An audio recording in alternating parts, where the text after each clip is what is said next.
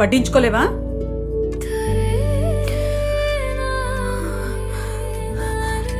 కన్నారు కదా, వెళ్ళిపోని మొహం మీద అర్థమయ్యేలా చెప్పకుండా ఎందుకింత డ్రామా? పెళ్ళైపోతే కూతురు తిండి కూడా పెట్టలేనంత పరాదైపోతుందా? చిన్నప్పుడు చేపట్టుకుని నేనున్నానని ధైర్యం ఇచ్చారు.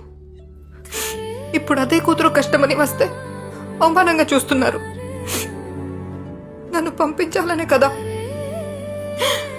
ఆశయించుకునేంత తప్పు చేసు తప్పించుకుని రాలేదు. తప్పని పరిస్థితి నాది. అమ్మా,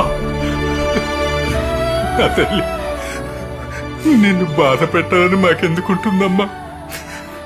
ఇలా చేస్తే మా మీద కోపంతోనైనా నువ్వు అల్లుడి దగ్గరికి వెళ్తావని చిన్న స్వార్థం. అమ్మా, ఇంకెప్పుడు ఇలా చెయ్యం. నీకు నచ్చినట్లే ఉండు.